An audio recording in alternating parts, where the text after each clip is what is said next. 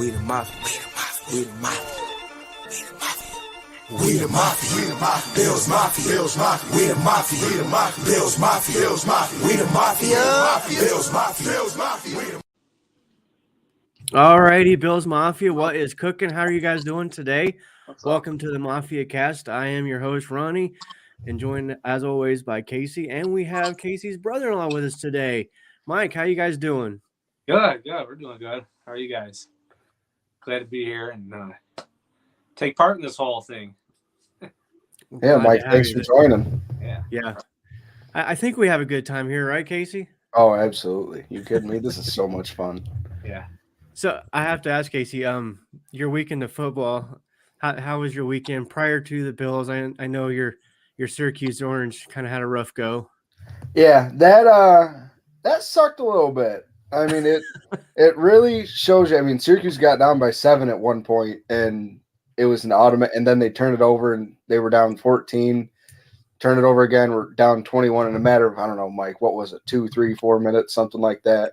It went to show you, like, just how fast a football game can turn around. Yeah. I mean, it looked like they had all the momentum coming, and then one turnover, and it just snowballed for them.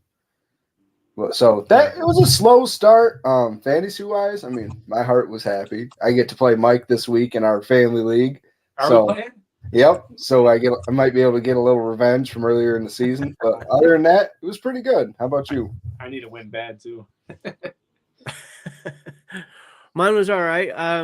Boise State won, Michigan won. UB was on a bye, I believe. I didn't see any. I looked for a game, so I'm assuming they were on a bye unless I missed it during the week. But they've won 4 or 5 straight themselves. So my 3 teams are doing all right. So, what do you think of the round of football games on Sunday, Mike? That's pretty good. Yeah, and I don't know. I was thinking this whole year has been decent week to week. I've never been without an option to watch a decent game. And I don't know. Sometimes it's boring. I find myself sleeping, napping on the couch when the Bills aren't playing. But I find myself more. I don't know if I'm just more into it, but I feel like I've seen a lot of good games this year. So I don't mean to interrupt, but we have some breaking news. The college football first rankings just came out, and Tennessee is number 1, followed by Ohio State, Georgia, and Clemson. I do as well. And Syracuse is 20. Wait, how did Michigan get jumped? I couldn't tell you. I'm not on the committee. Wow. But that's okay because Michigan plays Ohio State Saturday. That's going to be a huge, huge game. And Georgia and Tennessee play. Oh, that's right. That's going to be the top. Yeah, the playoff rankings are going to get flip-flopped on their head on Saturday. Alabama's ranked 6, so they're going to pretty much be put in at number 4 because someone's going to lose. Which kind of stinks, but yeah, I like the fact that Tennessee's doing well this year. I don't know why. I remember the days of Peyton Manning when they won a national championship with T. Martin the year after Manning. I feel like college football is better when you've got more teams, cracking that top 4 or 5 other than freaking Alabama every damn year. This isn't a college football podcast, but we all love college football here, so we're going to talk about it for a minute. But I hope Tennessee can stay in there. It's going to be hard to win the SEC, and you've got Georgia, Alabama, and Tennessee. One of those 3, I think, is going to be on the outs. Absolutely. So the game Sunday night, it was interesting. Perfect word. Yeah, the first half was what we're used to. It's what we've been seeing all year long.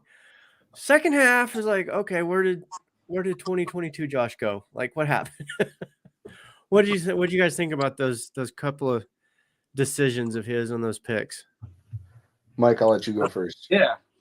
I don't know. I felt a few different things. I felt maybe we played down to their level. We took our foot off the gas. with Josh, maybe I feel like sometimes he's a player that he likes to play under pressure, or he performs better under pressure, like that. He was trying to ground the ball, and then the guy just picks it up. I don't know. He just wasn't into it at that point. Maybe the game was too easy or something like that. I think about like lunch break at work. I go on, like halftime. Sometimes I go on lunch break, and then the afternoon is very slow. But Yeah. You just feel a little I don't think sluggish. it was too urgent at that point to make things happen. I don't know. Play Yeah, safe. I saw- Don't get hurt. Yeah. Maybe I some saw of those somebody on things Twitter. were in their minds too. But who knows? It was Yeah. it was certainly interesting though. I saw somebody on Twitter say the second half they came out lazy. Like, to your point, they were up 24-7 already. It's almost, I guess maybe it's the whole Einstein effect. Like, the guy was such a genius that he didn't do well in school because it was boring to him. So I don't know. Hopefully, I don't think this team will become complacent as the season goes. I think that was just maybe one of those things where, for whatever reason, he made a couple of bad decisions. I do think the second one, it tended to be in the dirt as just getting rid of the ball. Why he didn't just launch it in the back of the end zone, I don't know. But that looked more that did look more of like a throwaway to me. Yeah, Absolutely. And then the first one, maybe he was kind of having a moment that maybe he felt bad for beating up on his childhood idol Aaron Rodgers. there you go. Now here you go. So What do you think? I heard Colin Cowherd talking about the game, and something that stuck with me was he said that the Bills have low football self-esteem to where they blow people out, but the second someone punches them in the mouth, just like a regular bully, they kind of back off and they're like, oh, okay, I'm sorry. You know what I'm saying? And I get what he's saying to a point to where they were kind of, Aaron Jones just kept repeatedly punching us in the mouth. But I also don't think that was the game plan that the Bills really expected going into the game. I think they expected the Packers to be like, we have to go out, we have to score, and we had to just try to keep up. And I think they came out and they played 100% of the snaps in nickel defense, which is not Which they usually do. Yeah, that's not super unusual, but even when the game script did turn to run heavy, they stayed in the nickel. They didn't stray away from who they are. And then in the second half, it stayed the same course with Buffalo, I think, again, expecting them, okay, we're down 24-7. Now we have to pass the ball, to get back into this game. And I saw a stat that said every single run that happened in the second half, it literally increased the Bills' odds of winning because they were up by so much that it was going to take just so much more effort by running the ball in order to win, and in order for the Packers to win, because they're just killing themselves on the clock. Yeah, they interviewed Von Miller after the game, and they asked him what he said to Aaron Rodgers. I don't know if you guys remember it, but at some point in the second half, they were kind of walking away together, and Von said something to him, so they're kind of having a little conversation on the field there. He was basically asking, like, "Why are you guys still running? Yeah, can you stop running, please?"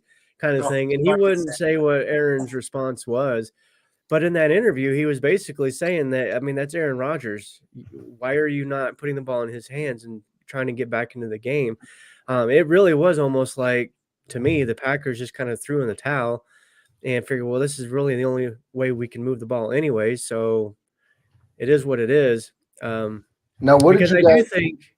I was going to say, so I do think if they'd have kept on trying to throw it, Aaron probably would have been hit a lot more, because that first half he was under a lot of pressure constantly, and it's almost like the Packers just conceded to me. I mean, I definitely think you're right. What did you guys think of late in the fourth quarter when the camera panned to Rodgers and AJ Dillon and Aaron Jones, and they were laughing on the sideline? I see a lot of people on Twitter freaking out about, oh, your star quarterback and running backs are down 10 points, 13 points, whatever it was, and they're kidding around and joking, and they're not taking it serious. You know, that's your $50 million quarterback.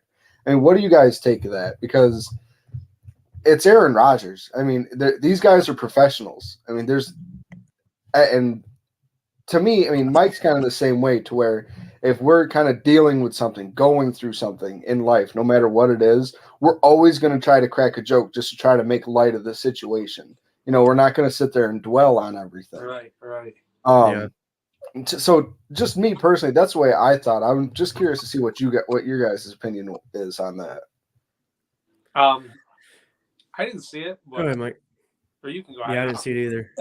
But I don't know, maybe Eric told a quick joke, or maybe maybe they were joking about the fact that they weren't passing the ball. Yeah, that the fact the run game was like the whole offense. Exactly. I don't know. I think people are just kind of reading too much into it.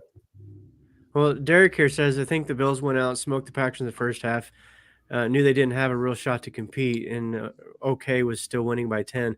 And that's pretty much what I was just saying. Like, but to answer your question, I don't necessarily really have a problem with, smiles and cracking some jokes or whatever, and in tough times. But I at the same time, I do think back when we had Tyrod Taylor. There were so many moments in games where they would pan to him on the sidelines and he'd be sitting there with a towel over his head. Wouldn't be looking at video, wouldn't be talking to anybody, wouldn't be running up and down the field yelling, let's go, wouldn't be talking to coaches, just sitting there.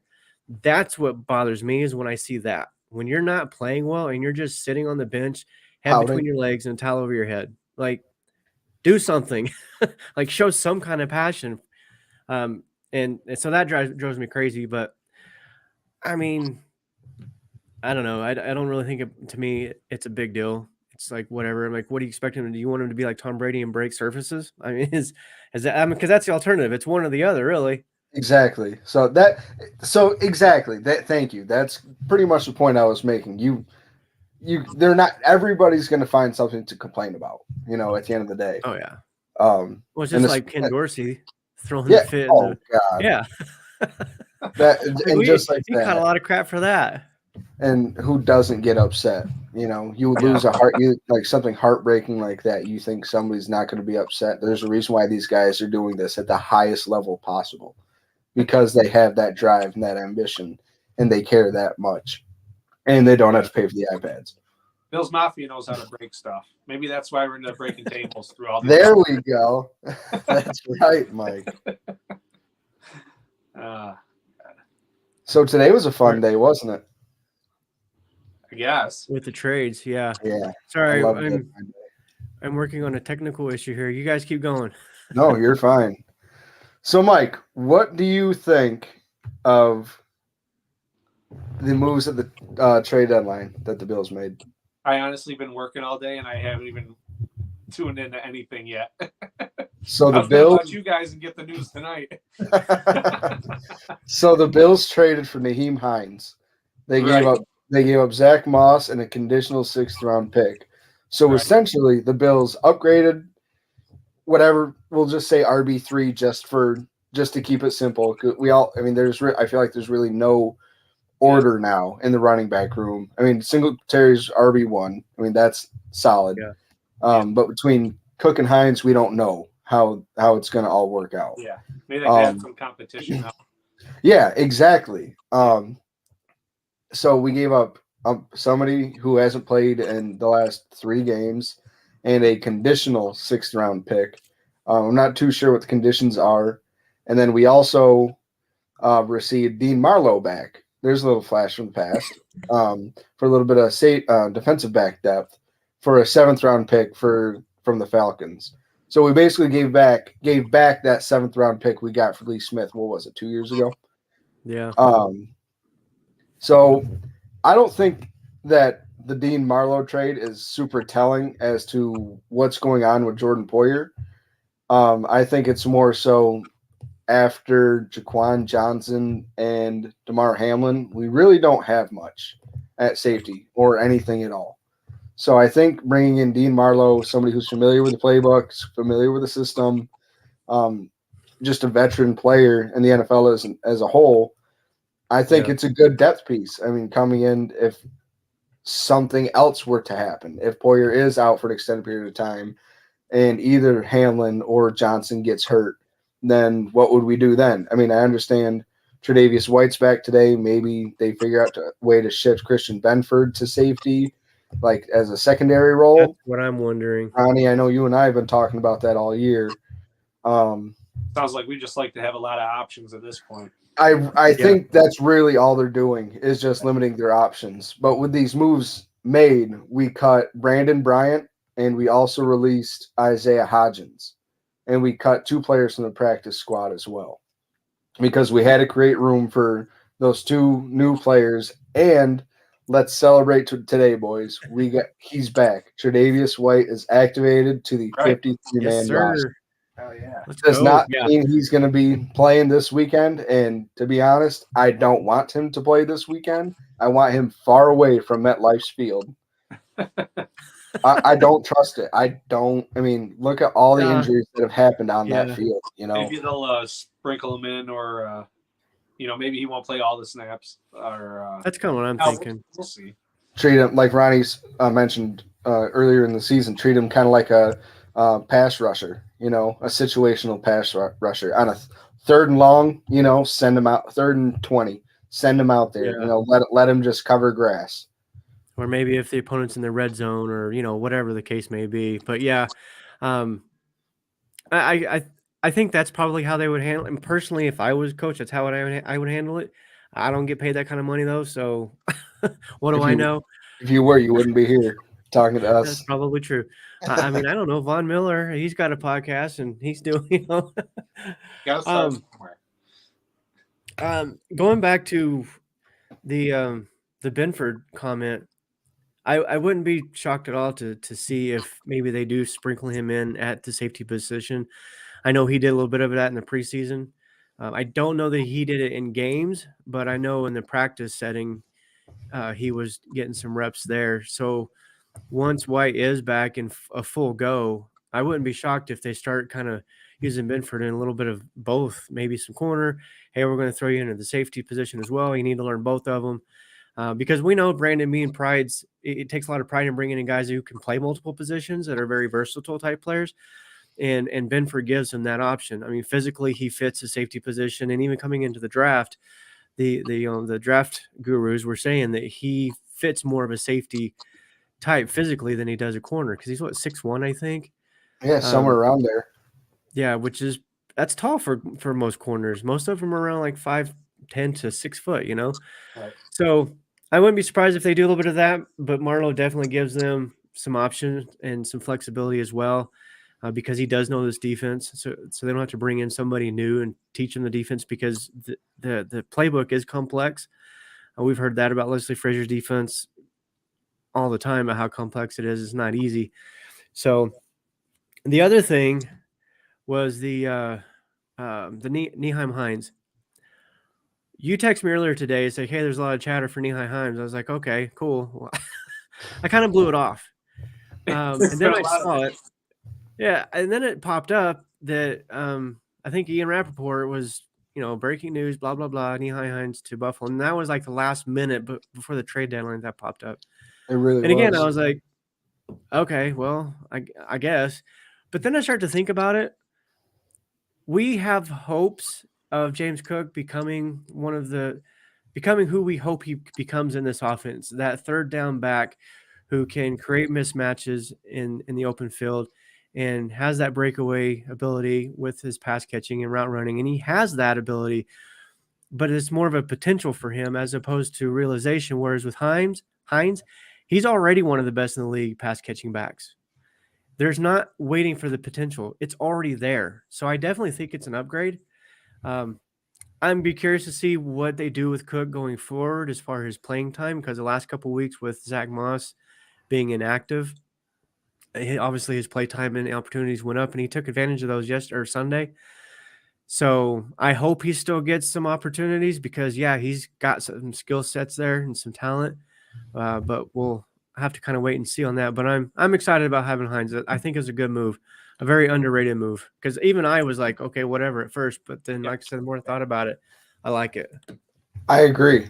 I completely agree. Mike, you doing okay over there, buddy boy? Yeah, I wasn't plugged in. I don't want to lose power. Just so you know. Maybe they're just surround Cook with a little bit more talent. See how that affects him. Maybe I'm still hopeful for him. So my question is now, what does this mean for the running back room going forward next year? With Singletary becoming due to be a free agent this year, the only way he resigns and the Bills could afford to resign him is if he takes a team-friendly deal, like some modest, 2 years, $6 million. Well, that's what I'm saying. 2 years, $6 million with $3 million guaranteed. Something Maybe, like that. yeah. I mean, the Bills could afford that, but at the same time, that means why, if this was the plan all along, why draft James Cook in the second round this past year? Because if you went out and got Nyheim Hines, are you going to split Nyheim Hines out in the slot one side, split Cook out in the slot and the other side, and then have Dawson Knox in line, have Devin Singletary in the backfield? I mean, it does there's open up some opportunity lot of, for more versatility in the offense. Absolutely, because you can put them both on the field. I don't hate this move at all. Like Jay Spence said on Twitter, I just have like questions. I'm just curious, I'm curious to see what this is gonna look like. Yeah. So Joseph here, does he go by Joe? Obviously, you guys know him. Yeah, he goes by Joe. So Joe, maybe it's loaded with incentives, and how does that count against the cap? I honestly don't know. I'm not incentives a cap does not count against the cap. That's the joy of incentives. Only guaranteed money counts against the cap. Okay, so maybe they do that with Singletary next year, or maybe they let them all walk except for Cook because he's still in a rookie deal, and they draft another one. So Nyheim Hines is on a contract for the next 2 years. So they keep both of them.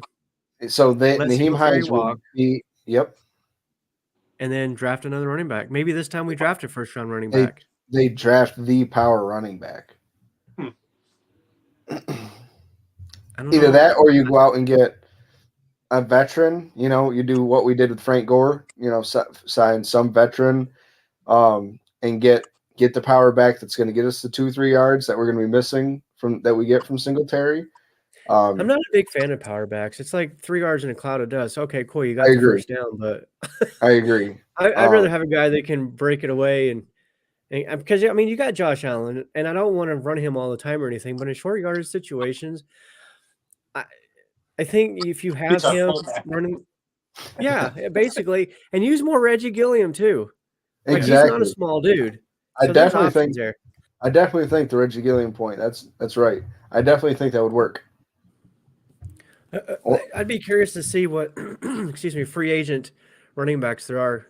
I know Josh Jacobs is one. There's Jacobs. There's going to be Saquon. Who else is there? I think Barkley stays in New York. Oh yeah, I think he's going to get a fat extension. He's going to get something. I think he's going to get expensive. I think someone has seen what he's done this year and is going to end up giving him what he wants. Going to get his deal. Someone's going to overpay for him. Yeah, that's very possible. I'm going to put this one up on the screen, and I don't agree with it. I don't like it, but I'll share it anyways. Neither does my uncle. That's why he's laughing. In fact, I had ESPN on earlier today, and they were talking about whether Joseph Pollard, what's his first name? Tony Pollard should be the starter over Zeke. And I'm thinking, well, yeah, it's a no-brainer. But they're like, oh, Zeke is, he's the team, he's the face of the team, and he's with the ownership, and you can't just swap him out and because of the locker room and stuff. And I'm thinking, okay, these players, they understand that they should understand that if you perform, you're going to get an opportunity. And that's one of the things I love about Sean McDermott. I don't care how much you're getting paid. I don't care what your name is. I don't care where you were drafted. If you're not performing, you're not playing. And this 6th-rounder, Benford, he's going to play. He's going to start over Kyer Elam.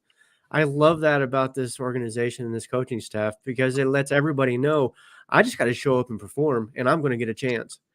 And I don't feel like they're giving that to Pollard. Like, how many times does he have to outperform Zeke in the game before they finally be like, oh, okay, yeah, he should be the number one guy here? We all know why Zeke is getting treated the way he is. He's Jerry Jones' The owner's baby. pet. Yeah, he's Jerry Jones' baby. I mean, he loves Zeke. There was But other he things I loves could have said, but they're not Zeke. appropriate. They refuse to realize that he's going to fail. Well, he loves Zeke because he owes him $19 million and he can't cut it. So what the hell else are you going to do? He can't look at that wad sitting on a bench. No, I truly think, and that's what it is. I mean, I hate wasting $20. My wife yells at me when we throw away leftovers. You know what I'm saying? So it's the same thing, only like way more money. Yeah, you're welcome. That's absolutely how you should run it. I don't like the money should not matter because if you're not winning, you're going to lose money. So, I mean, Exactly. You're already paying that money to the guy, whether he's on the bench or not. Try to win the game. That's what's important. And But then bring him on the 1 yard line so he can fall forward for this touchdown. You know, yeah, that's about all he's Yeah, good yeah. for at this point. yeah. I don't think he's necessarily washed up per se. I just don't think he's what he was. He No, can still be a good number 2 guy, but yeah, I don't think he's the number 1 anymore. Absolutely not. So what about some of these other trades that happened today around the league? So it's it started slow and then 3 o'clock hit and you knew it was going to pick up. The biggest move of the day, I mean, we could argue this till we're blue in the face. The biggest across the media, the biggest move of the day is the Dolphins trading their 1st-round draft pick next year and Chase Edmonds in a 4th for Bradley Chubb in a 5th. Now everybody's deeming, including Ronnie, they now have their Von Miller. I said they might. Hey, There's a difference. But they don't Well- have Miller. exactly. And let me What's that? let me rephrase myself. Von They don't Miller. have Von Miller. We do. But I like Bradley Yeah. Chubb. I think he's a good player.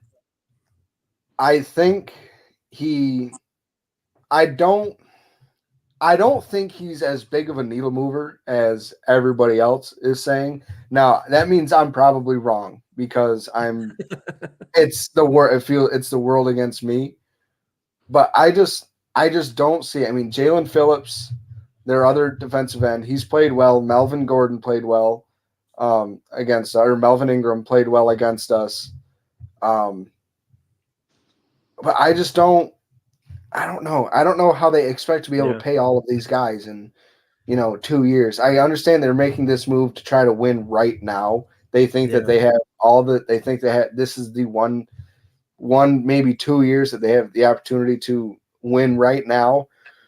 But soon enough, they're going to have no draft capital. They're going to have 0 cap space after paying Tyreek Hill, and then whatever Waddle's going to ask for, that's going to be $1.50. Yeah, he's still on his rookie deal too, so that's going to be an expensive rehire. Exactly. I mean, next year, look at all these wide receivers. That's why A.J. Brown got traded. He still had 2 years left on his deal. Hollywood Brown, same thing. And he's outplayed both of these guys so far throughout 3 years in their career. Here's Chubb's numbers so far this year. Let's see, 1 pass defense, 2 forced fumbles, 5.5 sacks, which isn't bad. 26 total tackles, 4 TFLs, 8 quarterback hits. Sorry. So they traded for Gregory Rousseau. That's what they just did. Is they traded for Gregory Rousseau. Essentially, yeah. He had his rookie year he had 12 sacks, which is amazing for a rookie, right? 14 tackles Oh, absolutely. for loss. But since then, only 3 seasons, 8.5 sacks, not counting this year. But he only played 4 games in 2019, 7 games last year. So obviously there's a little bit of an injury, question mark there as well with him. He was defensive rookie of the year. He was a Pro Bowler. So there's definitely skill there. My point is more of the psychological effect, not necessarily, which is why I say, is he their Von Miller? Because we know that what Von Miller means to this team and this defense goes beyond the numbers, goes beyond what he can do on the field. It's what he's doing for the other guys, teaching them and the confidence and all of those things. They go out on the field like, yeah, we've got our game record now. And I mean, I don't know anybody can really argue that that's probably the one thing they really need to go out and get to hopefully maybe, in their minds anyways, compete with Buffalo. I think our offense is still going to run up and down on them regardless. But that's just my point. I think it's more of a psychological thing than it is just his pure ability. I agree. And another trade that was, I'd say, surprising, but not at the same time, just judging by how this whole season has gone down, is this one right here. The Bears giving Roquan Smith to the Ravens. And I believe it was for a 2nd and a 4th round pick, which is amazing to me. I think that's an absolute steal. I think he is a top 3 linebacker in this league. He can do anything and everything that you could ask for in a linebacker. He's fast. He's strong. He can attack the quarterback. He sees the football. He can read a defense, and he makes interceptions. He breaks up passes. I think this was an amazing steal. They clearly needed to make a move on defense, the Ravens. Patrick Queen I don't think has been the answer they were looking for. I think they had high hopes for him, and he just hasn't fully panned out yet. He's been an all right player, but yeah, he hasn't become the guy that they hoped for. Yeah, nothing really too special. He's just been just kind of more on the average side. I think bringing someone in like Roquan someone like a leader like him will kind of help them not blow, 3 20-point leads in a row. He's a game. I don't know. He's not going to be able to cover the receivers though. No, you're right. But he can attack the defense. He can attack the defense. He can attack the offense. He can read the offense. I think this is huge, and I'm very happy we already played the Ravens. We may have to see him again though, come January. That's fine. We'll be at home this time. That's true. I'm pretty sure we will. Mike, what do you think about the Smith thing going to Ravens? I don't know. I'm not too worried. Simple enough. What I got to say. Yeah, I don't know. I think he helps. Obviously, anytime you add talent to your team, it's going to help in one way or another. But Buffalo has always been able to handle the Ravens, and Lamar Jackson has never really beaten the Bills defense. I don't know what it is about Frazier's game plan against him, but it almost always works. Like, he just doesn't go out there and put up highlight numbers against the Bills defense like he does most everybody else. So, when it comes to teams trying to improve their defense, I just feel like Buffalo's just got too much. There's just no answer for our guy. Like, Josh Allen just breaks whatever game plan you do because he's the guy. He's an alien.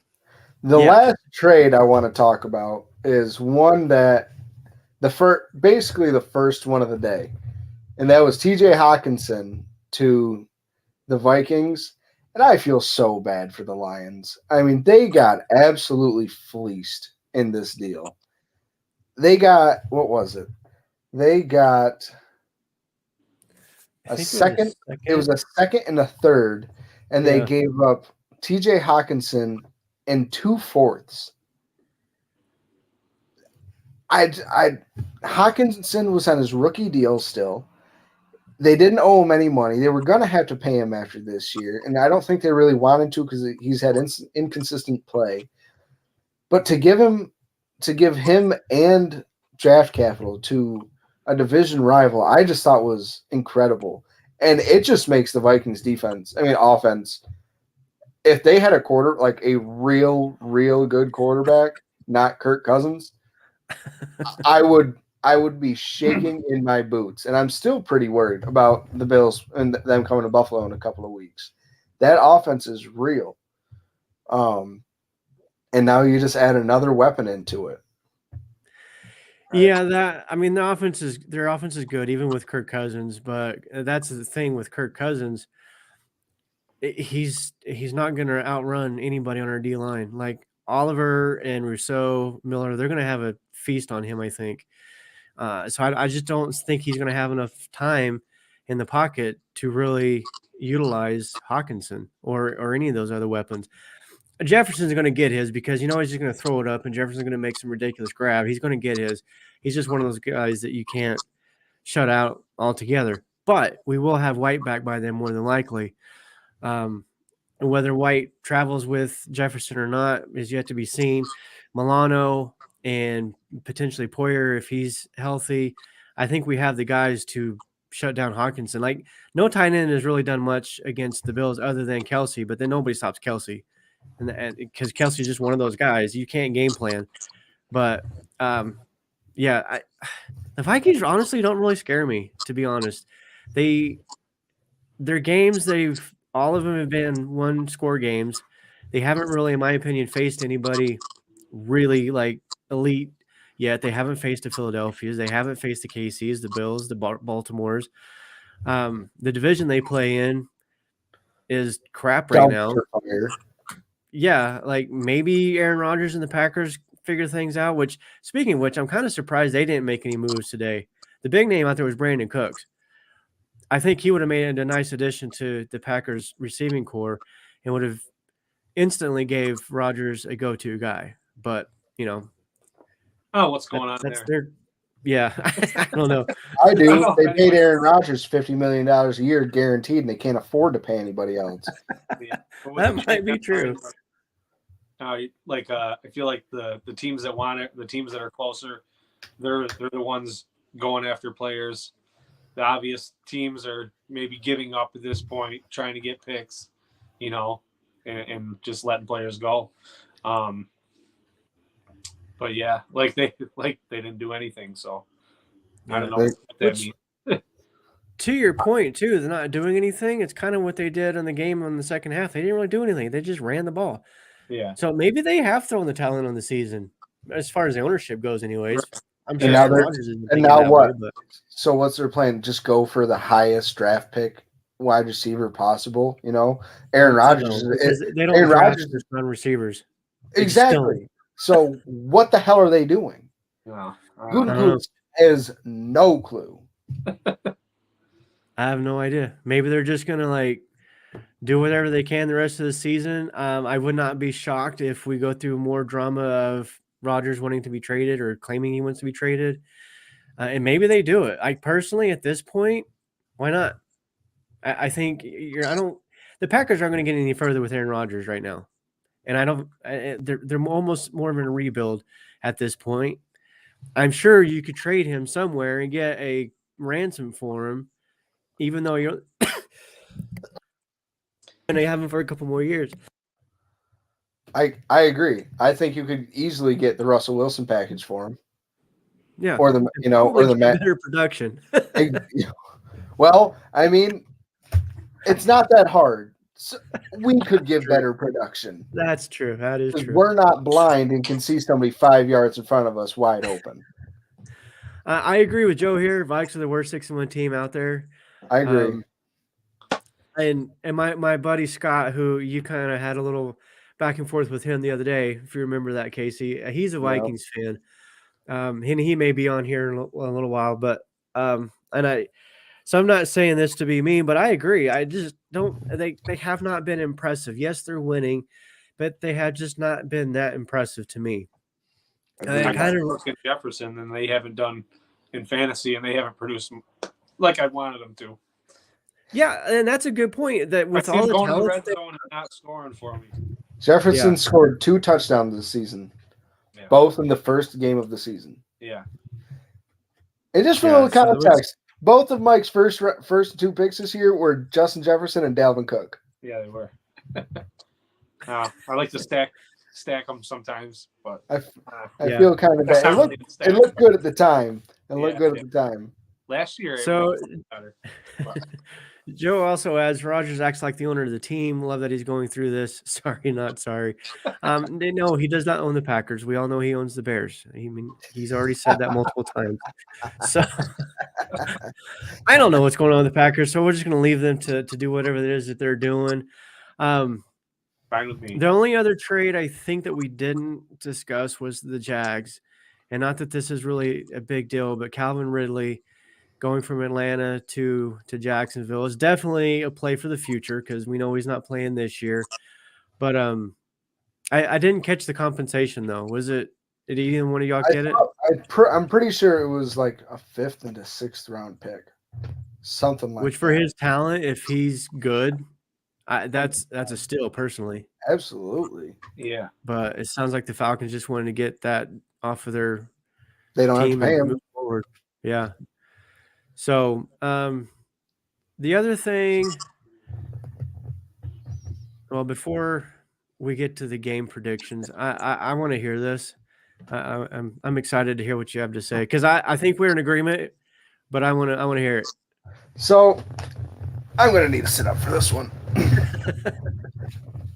Tremaine Edmonds has been a hot topic the last, I don't know, how long has he been in the league? Since day one, basically.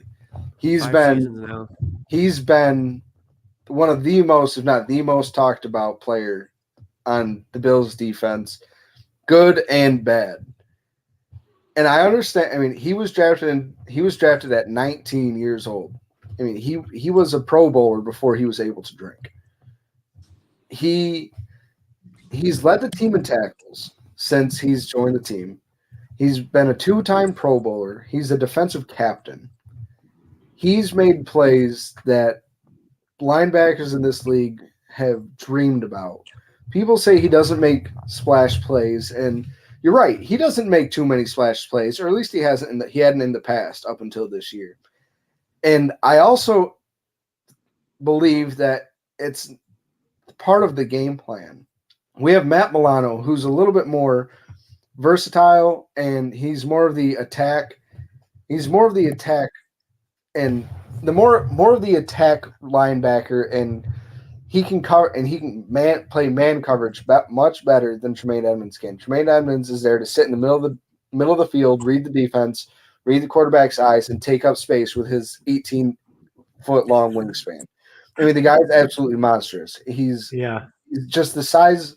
He's the size of a gigantic human being. I don't even know how to explain it. But the slander that goes on of Tremaine Edmonds is absolutely astonishing to me. There's people that are out there on Twitter. Their initials are GB, and I'm going to call them out right here. He says that Terrell Dodson is a 10 times better linebacker than Tremaine Edmonds is. He thinks that Tremaine Edmonds is one of the the worst linebacker on this team, says he's one of the worst linebackers in the league, doesn't see why he's valuable to this team at all. And I just don't understand how people can think that way by watching football. That interception that Milano got this week was in coverage because Edmonds sat in the middle of the field, played a one-man zone, dropped back 20, was able to cover 20 yards, tipped that ball backwards up in the air so Milano could recover and catch that pass. We've seen 2 interceptions this year off of a Tremaine Edmonds tip pass in the exact same defense. Same thing, cover 1. He attacks the ball. He can cover. He gets sacks.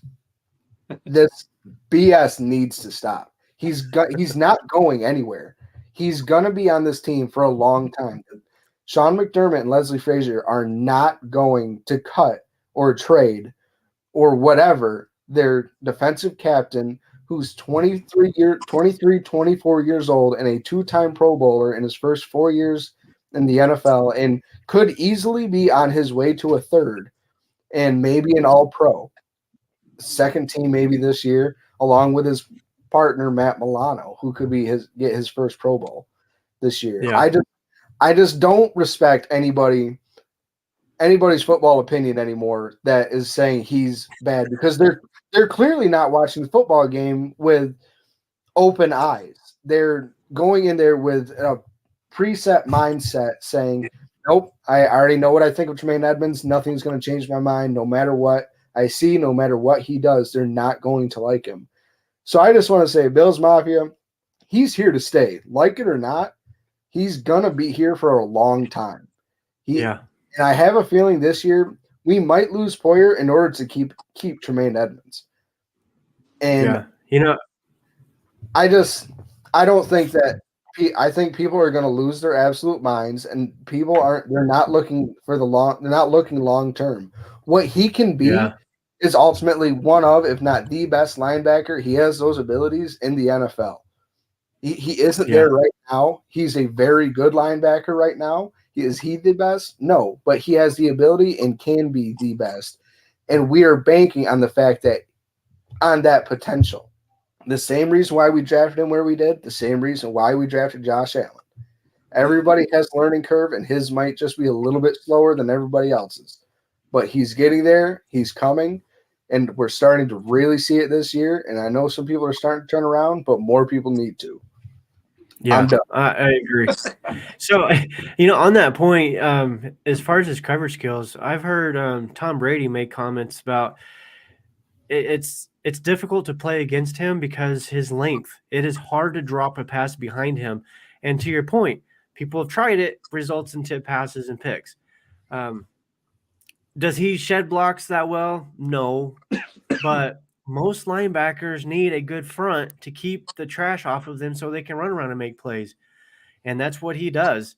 And now that we have the front that we have, he doesn't have to try to weed through all the offensive linemen that were getting to the second level previous years. And, yeah, I'm with you. I think he's fantastic. I don't think he's going anywhere anytime soon.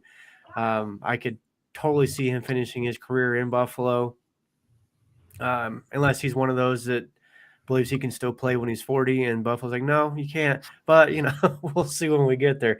He's still, 20 years away from 40? Literally. He's so young. Crazy. Mike, am I crazy here? What's your opinion? I think you're right. What maybe I think people see is, like you said, he's not in there. He's not going in getting the sack or actually the one getting the pick, like Matt Milano. The style of play, maybe we're not as used to seeing. It's something different to us, and they're not noticing the little details that he does add, and I think it really does, balances out well. And yeah, you talk about certain players with are just built different. You know what I mean? Like you said, just his sheer size. Naturally, he's Matt Milano. People are just looking when something happens that they don't like. They're looking for something to blame it on, and maybe they just don't understand it. And maybe that's what I'm going to write it off as. But yeah, I think I really like Tremaine Edmonds. He's a very good part.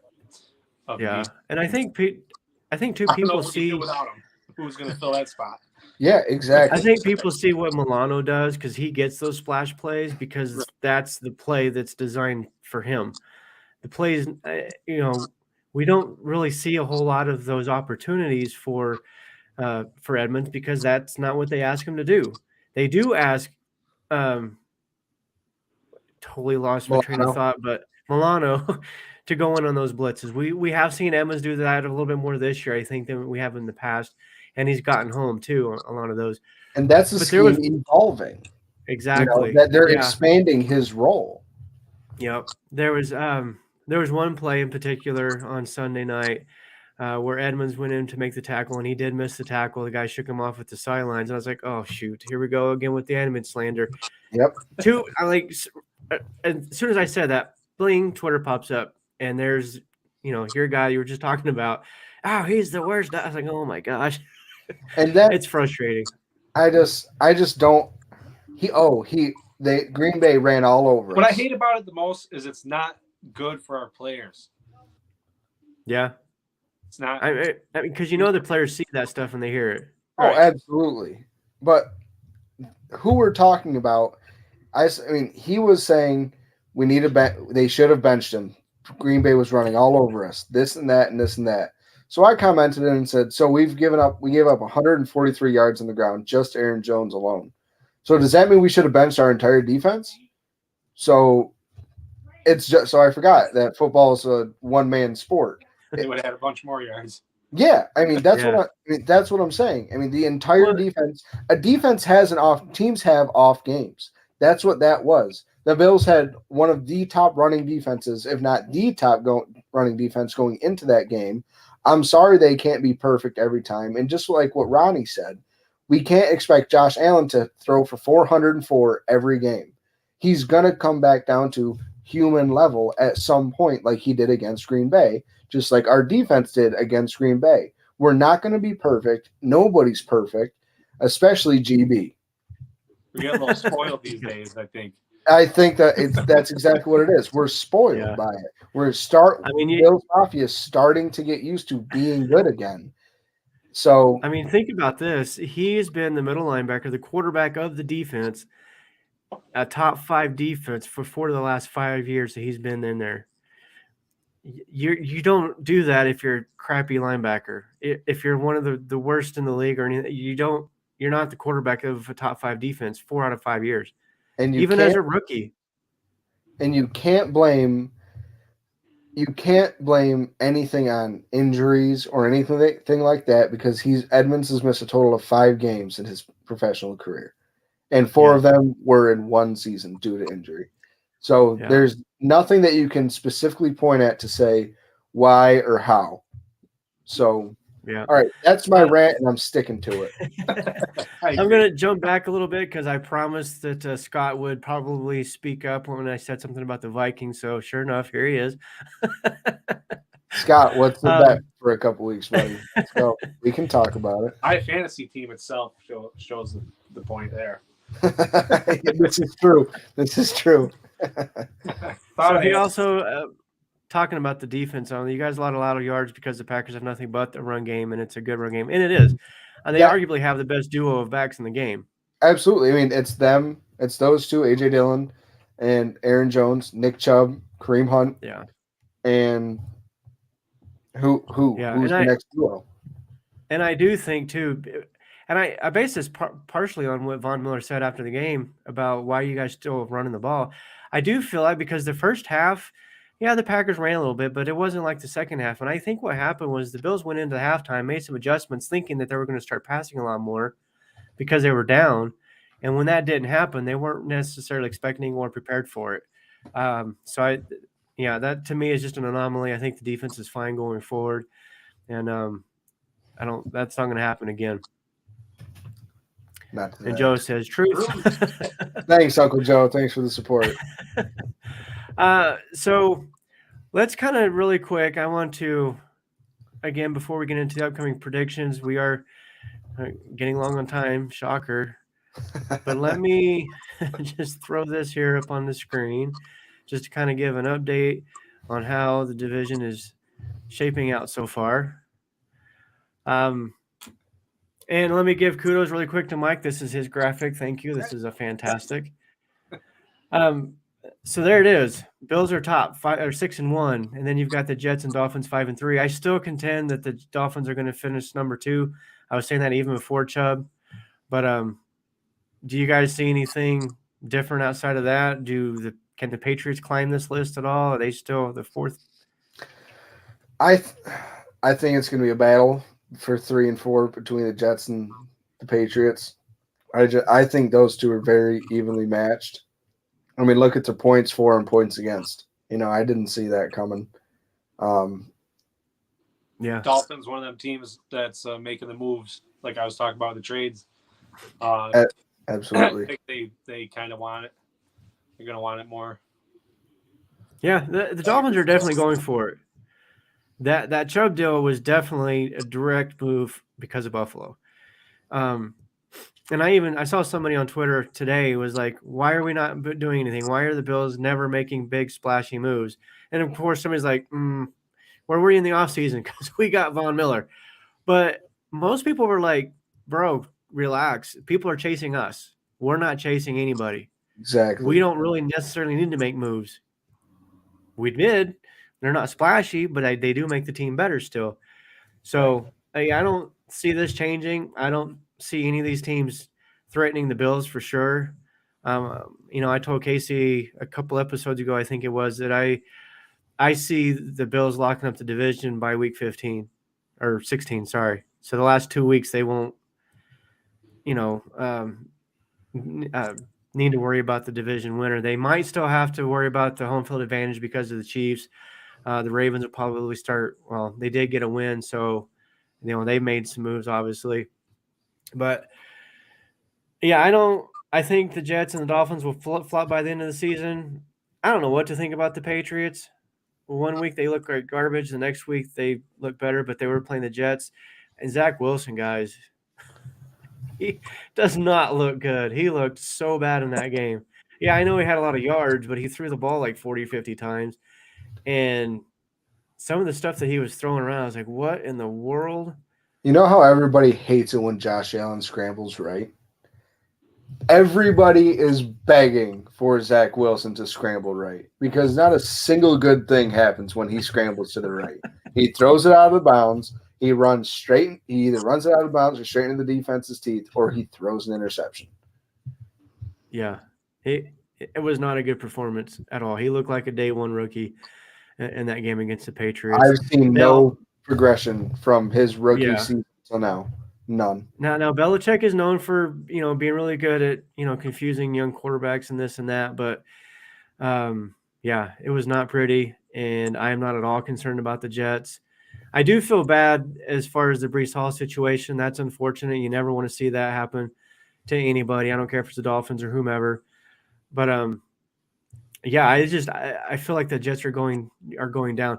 Yeah, I actually liken it to – you guys remember – I think Trent Edwards was a quarterback. We started the season 5-1, and I remember thinking even then, like, this doesn't feel like a good 5-1. This feels like a dirty 5-1. Like, this isn't going to end well. And I think we won one game after that. It was 6-10 that year. Yeah, and that's what I see with this Jets team here.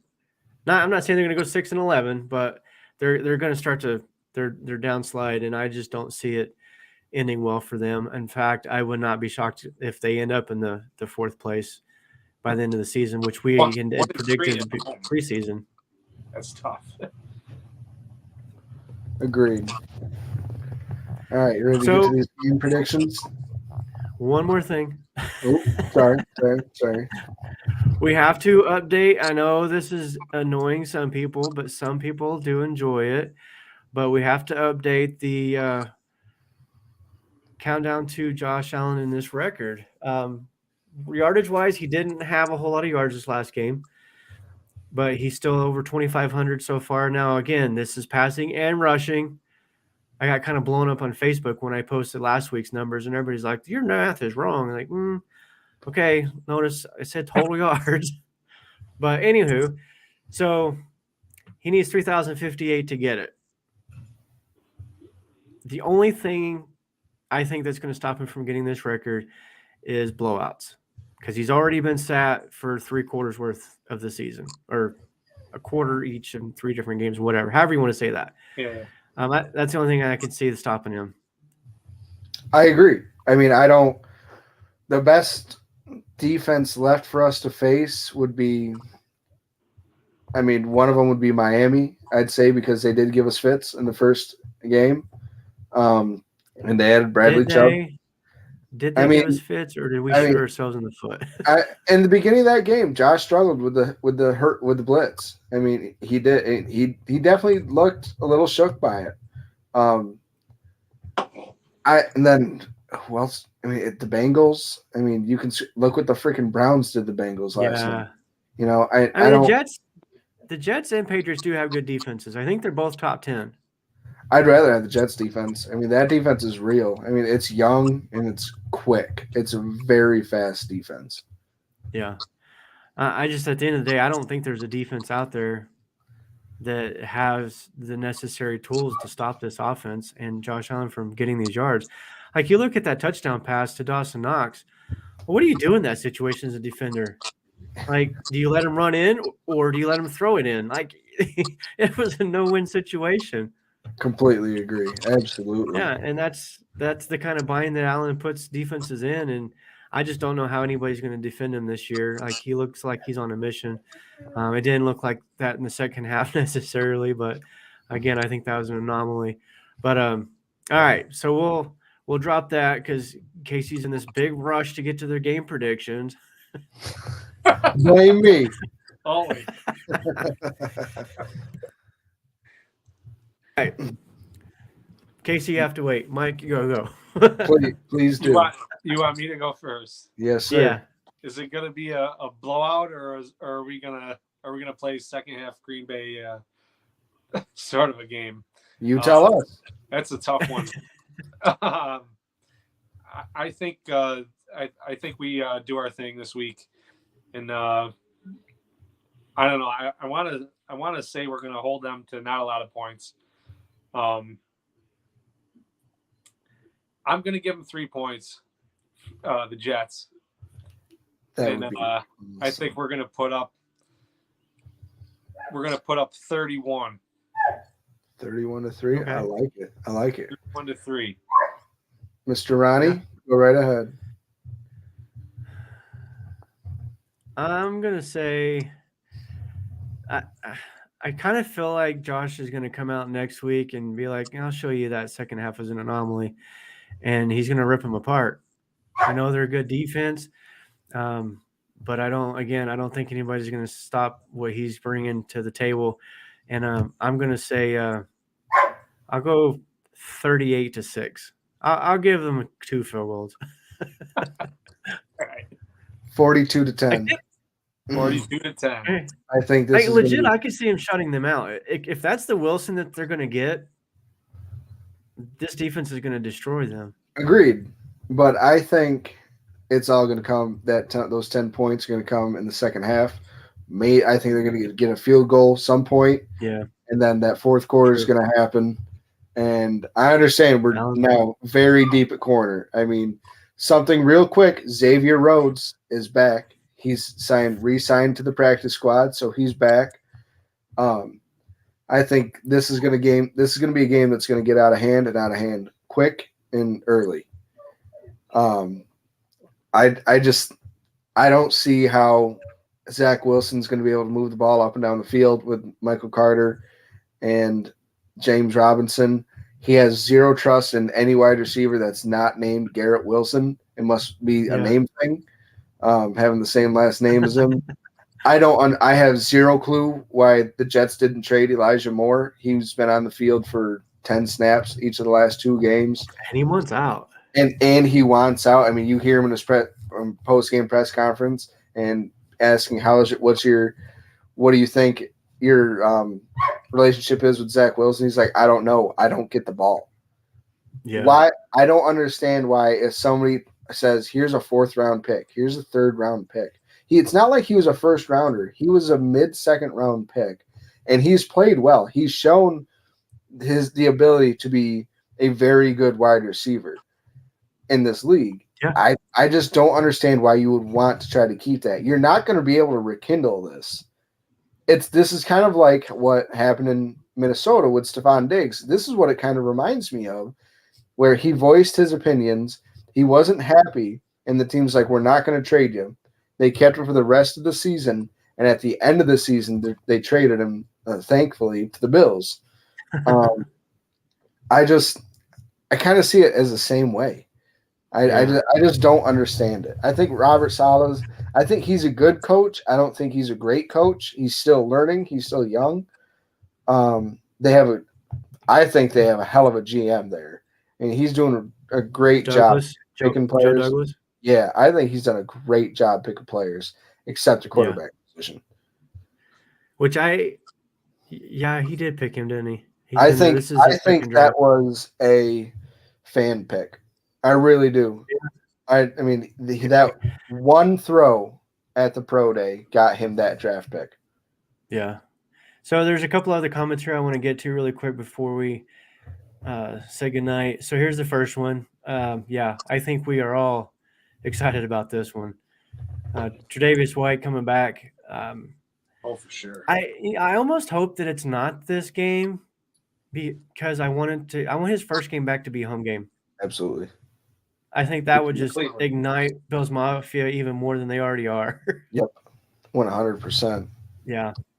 The other one, well, so there's a couple more here. We've got to get to Scott because this is actually a legit statement because I don't know. Nobody There's a knows. reason why Scott. he didn't get re-signed during the normal free agent process. He was only signed to Buffalo because of the injuries, and then he got hurt himself. So I am curious to see what he brings to the table. If he for can sure. still be, at least 80% of what he was or 70% or whatever, because he was a good player when in his prime. So I'm curious to see that. And then this other one also from Scott, Diggs was so much better than Moore, talking about Elijah, which, yeah, I think we all agree with that. Just the situation is kind of similar. Exactly. But yeah, I agree with you as far as Moore and not trading him. Like I've had this discussion with people before where if a player wants out and the organization refuses to let him out of principle or because they think that they should live up to their contract or whatever, I don't agree with that. If somebody wants out, let them go. Like, who cares? You're just creating more drama and division within the locker room. It's the same thing with, I go all the way back to Barry Sanders. I don't know if you guys were alive when Barry Sanders was playing or not, but I wasn't. Mike was. okay. Don't remember much of it. Well, he wanted out of Detroit. He played there for 10 seasons. They had one good season at 12-4 and then got knocked out of the playoffs. And he was like, I want out. And they refused to trade him. And he was like, well, then I quit. I'm done. I'm going to retire. And I think this is just me making up stuff because it's fun. It's the Barry Sanders curse on the Lions now. They have sucked ever since. They wasted 3 Hall of Fame careers: Barry Sanders, Calvin Johnson, Matt Stafford. Might There not you be go. far off with that. There you go. Yep. So another one here, 35-6, benched by the 4th. I'm assuming talking about Josh Allen. Perfect, Derek. That's probably going to happen. I would not be shocked if Allen does not finish the game out, which as much as I wanted to break this record, because I just think it'd be really cool, I would rather him stay healthy. So yeah. if we're in a position to pull him, let's do it. Yes. Oh, yeah. All right, guys. So we are, again, like I said, overtime, but not too bad. 7, almost 8 minutes. Not All right. bad. Appreciate you, Mike. Thanks for coming on. Yeah, Casey, we appreciate you will guys. see you guys later. Awesome. Thank you, guys. Go Bills. Yeah. Go Bills. Buffalo.